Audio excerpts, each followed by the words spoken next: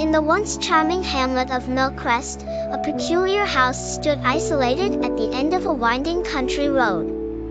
It was an old Victorian with a peculiar Gothic allure that stirred curiosity and fear in equal measure among the villagers.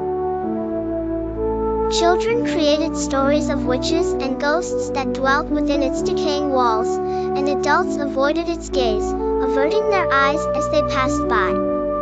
Nestled within its weary structure lived Eleanor Grace, a reclusive woman in her late 50s. She was known in the village solely as the occupant of the house at the end of the road. Eleanor's life had been one of solitude since the tragic passing of her husband, William, many years ago. On a particularly dreary autumn afternoon, an unexpected visitor arrived. A young journalist named Matt Sampson, hungry for a story, stepped onto the overgrown path leading to the house.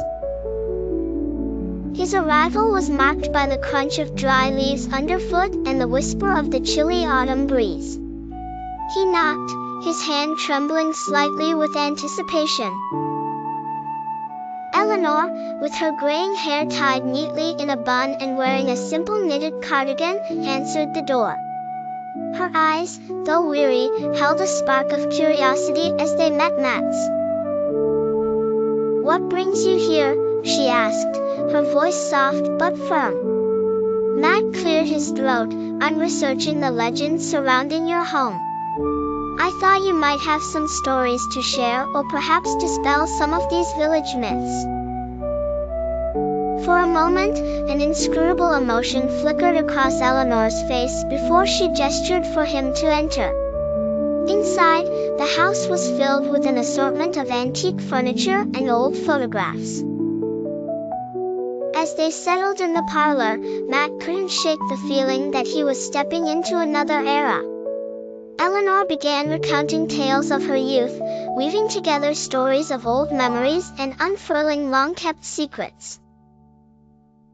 Yet, beneath her calm demeanor, there was something unnerving about the way she chose her words so deliberately. Over the course of the afternoon, the atmosphere shifted.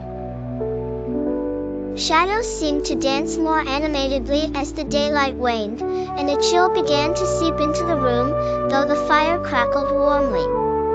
Eleanor's stories became darker, touching on the mysterious disappearances that had once plagued the village. With each tale, Matt was drawn deeper into a web of intrigue and suspense.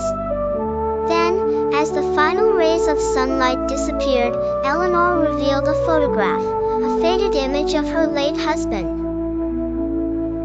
"You see," she began, her voice almost a whisper, "William's death was not an accident, as everyone believes." Matt leaned in, sensing that he was on the brink of uncovering a profound secret. But before Eleanor could elaborate, a loud crash echoed through the house, rattling its walls. The lights flickered, and an eerie, strained melody of a piano filled the air, though there was no instrument in sight. Panic gripped Matt, but Eleanor remained composed.